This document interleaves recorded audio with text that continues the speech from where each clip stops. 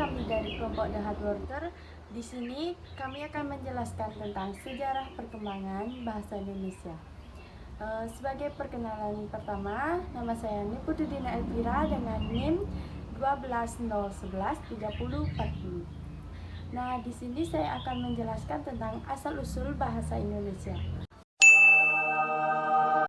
Bahasa Indonesia adalah bahasa resmi Negara Kesatuan Republik Indonesia dan bahasa persatuan bangsa Indonesia. Dari sudut pandang linguistik, bahasa Indonesia adalah sebuah variasi dari bahasa Melayu. Dalam hal ini, dasar yang dipakai adalah bahasa Melayu Riau, tetapi telah mengalami perkembangan akibat penggunaannya sebagai bahasa kerja dan proses pembakuan pada awal abad ke-20. Sampai saat ini, bahasa Indonesia merupakan bahasa yang hidup dan terus berkembang dengan pengayaan kosakata baru, baik melalui penciptaan maupun melalui penyerapan dari bahasa daerah dan bahasa asing. Nah, pada zaman kerajaan Sriwijaya dalam kurun abad ke-7 Masehi, bahasa Melayu dalam kurung bahasa Melayu kuno dipakai sebagai bahasa kenegaraan. Hal itu dapat diketahui dari 4 prasasti yang berusia berdekatan ditemukan di Sumatera bagian selatan peninggalan kerajaan tersebut. Prasasti itu bertuliskan huruf pranagari berbahasa Melayu kuno. Pada saat itu, bahasa Melayu yang digunakan bercampur kata-kata bahasa Sanskerta. Sebagai penguasa perdagangan di Kepulauan Nusantara, para pedagangnya membuat orang-orang yang berniaga terpaksa menggunakan bahasa Melayu, walaupun dengan cara kurang sempurna. Hal itu melahirkan berbagai varial lokal dan temporal pada bahasa Melayu yang secara umum dinamakan bahasa Melayu pasar oleh para peneliti. Perkenalkan, nama saya Ana Agung Gedeanam Setiawan, NIM 1201134046, Fakultas Ekonomi dan Bisnis, jurusan Manajemen. Selanjutnya, sebagai penguasa perdagangan di Kepulauan Nusantara, para pedagangnya membuat orang-orang yang berniaga terpaksa menggunakan bahasa Melayu walaupun dengan cara kurang sempurna. Hal itu melahirkan berbagai varian lokal dan temporal pada masa Melayu yang secara umum dinamakan bahasa Melayu pasar oleh para peneliti. Penemuan prasasti berbahasa Melayu kuno di Jawa Tengah berangka tahun abad ke-9 dan prasasti di Berkat Bogor atau Prasasti Bogor dari abad ke-10 menunjukkan penyebaran penggunaan bahasa itu di Pulau Jawa. Penemuan keping tembaga Laguna di dekat Manila, Pulau Luzon berangka tahun 900 Masehi juga menunjukkan keterkaitan wilayah tersebut dengan Sriwijaya. Pada abad ke-15 berkembang bentuk yang dianggap sebagai bentuk resmi bahasa Melayu karena dipakai oleh Kesultanan Malaka. Perkenalkan, nama saya Nilo Bintang Mahaputri, NIM 1201130059. Di sini saya akan menjelaskan tentang proses pengesahan bahasa Indonesia menjadi bahasa persatuan. Pada zaman penjajahan Belanda pada awal abad ke-20, pemerintahan kolonial Hindia Belanda melihat pegawai pribumi memiliki kemampuan yang kurang dalam berbahasa Belanda. Hal itu yang menyebabkan pemerintahan kolonial Hindia Belanda ingin menggunakan bahasa Melayu sebagai komunikasi agar lebih mudah. Penyebaran bahasa Melayu secara lebih luas dengan dibentuknya Komisi Bacaan Rakyat pada tahun 1908. Pada tahun 1917, namanya diganti menjadi Balai Pustaka. Badan penerbit ini menerbitkan novel-novel seperti Siti Nurbaya dan Salah Asuhan, buku-buku panutan bercorak tanam, panutan memelihara kesehatan, yang membantu penyebaran bahasa Melayu di kalangan masyarakat luas. Pada 16 Juni 1927, saat rapat Dewan Rakyat, Jaja Datuk Kadjo pertama kalinya menggunakan bahasa Indonesia dalam pidatonya. Disinilah bahasa Indonesia mulai berkembang. Perkenalkan, nama saya Niputu Ratnawati, NIM 12011130095. Di sini saya akan melanjutkan tentang proses pengesahan bahasa Indonesia sebagai bahasa persatuan. Pada tanggal 28 Oktober 1928, Muhammad Yamin pernah mengusulkan bahasa Melayu dalam pidatonya sebagai bahasa persatuan. Bahasa Indonesia secara resmi diakui sebagai bahasa persatuan pada saat Sumpah Pemuda. Muhammad Yamin pernah berkata, jika mengacu pada masa depan, maka terdapat dua bahasa yang bisa diharapkan sebagai bahasa persatuan, yaitu bahasa Jawa dan bahasa Melayu.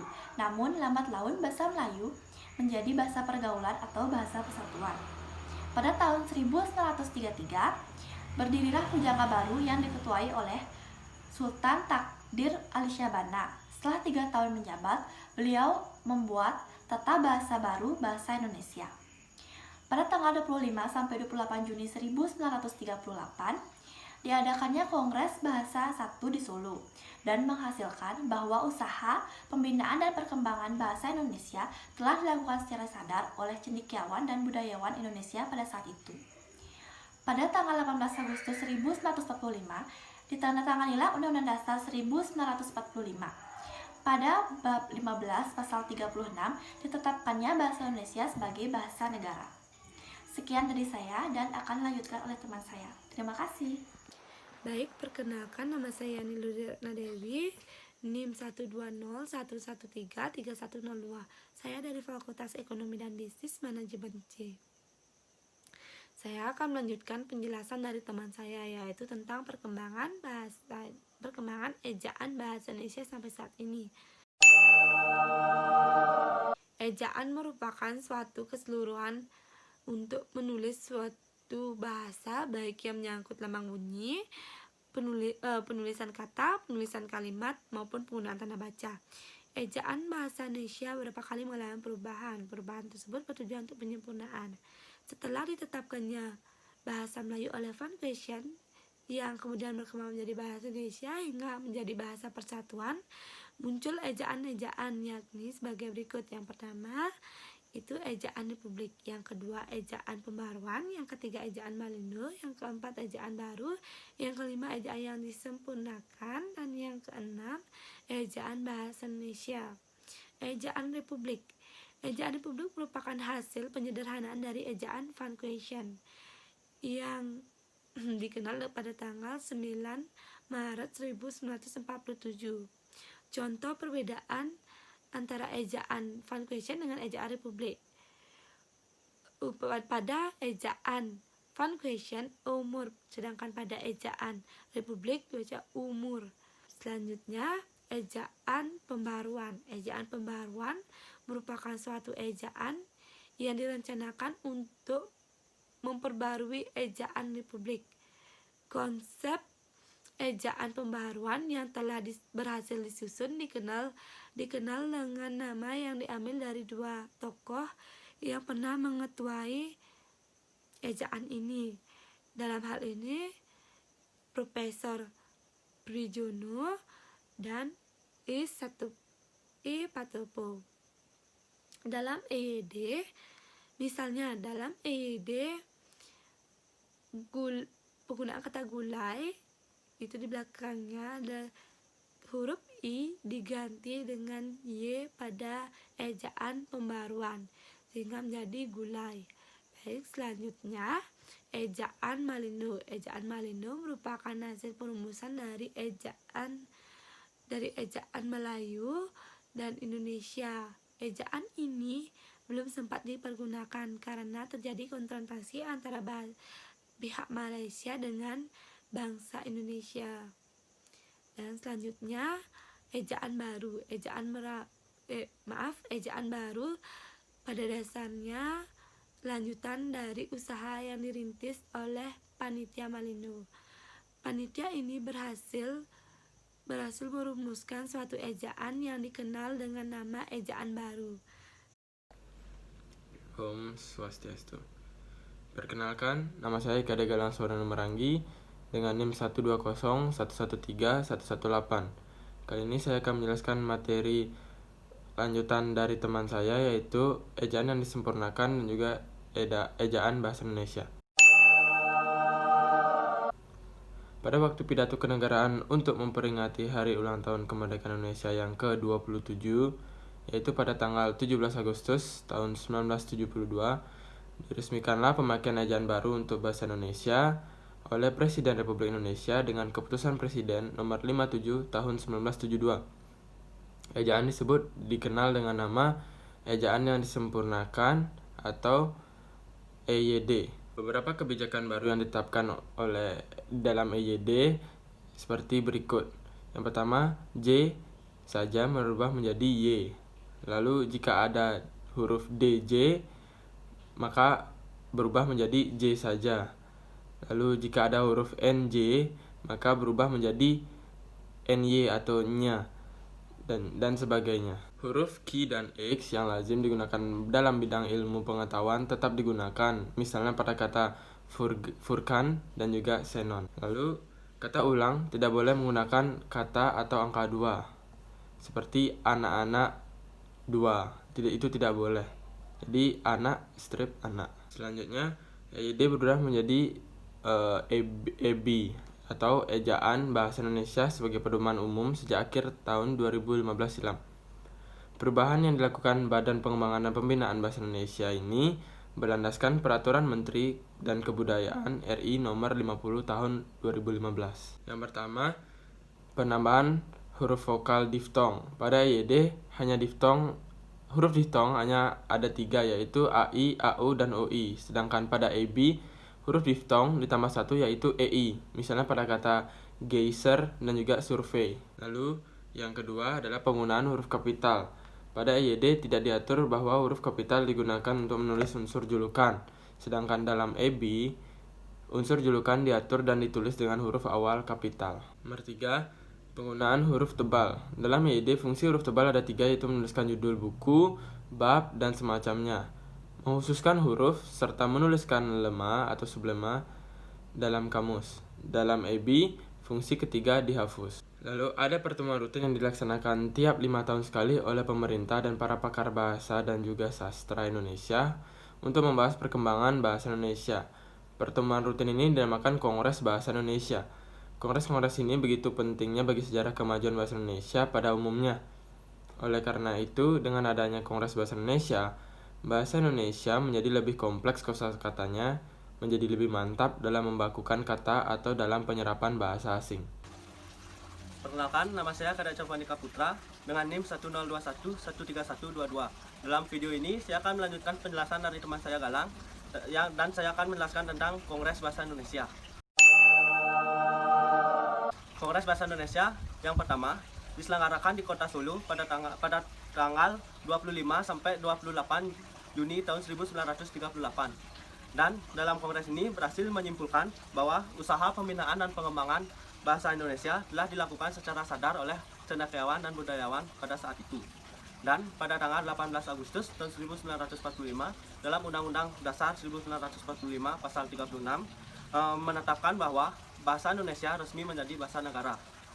Kongres Bahasa Indonesia yang kedua diselenggarakan di Medan, Sumatera Utara pada tanggal 28 Oktober sampai 1 November tahun 1954. Pada tanggal 16 Agustus tahun 1972, Presiden Soeharto dalam pidato DPR meresmikan penggunaan ejaan yang disempurnakan dan dikokohkan dengan Keputusan Presiden nomor 57 tahun 1972 tentang pedoman ejaan yang disempurnakan resmi berlaku di seluruh Indonesia.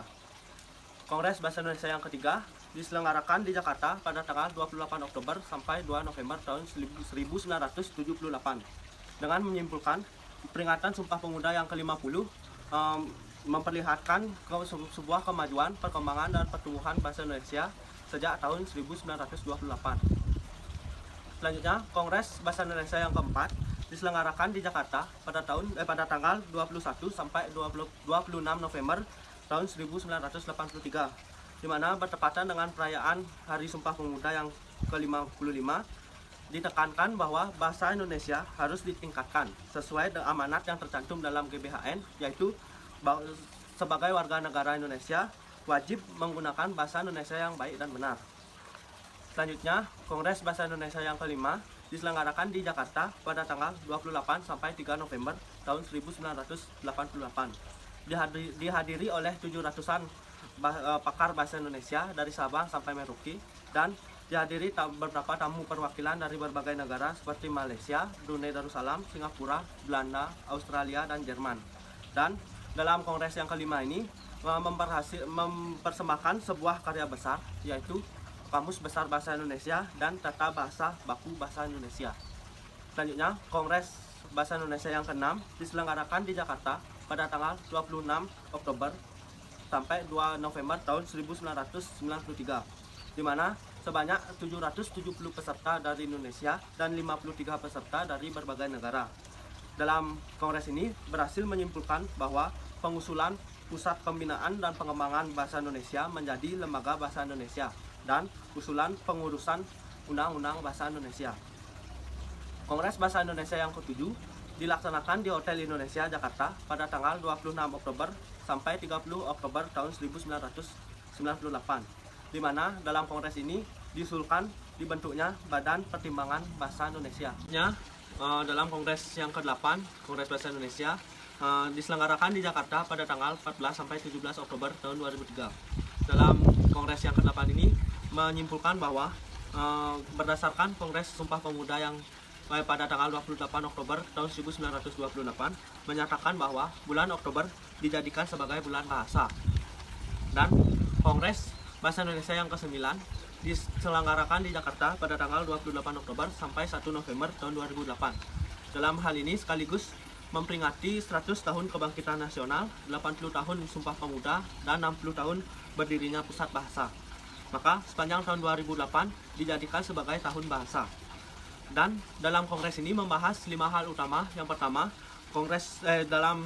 tentang bahasa Indonesia, yang kedua tentang bahasa daerah, yang ketiga bahasa asing, yang keempat pengajaran bahasa dan sastra, dan yang kelima bahasa media massa.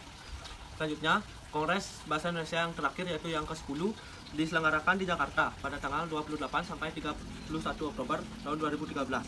Dan dalam kongres ini, Menteri Pendidikan dan Kebudayaan merekomendasikan hal-hal yang perlu dilakukan pemerintah dalam meningkatkan bahasa Indonesia. Sekian pemaparan dari kelompok kami.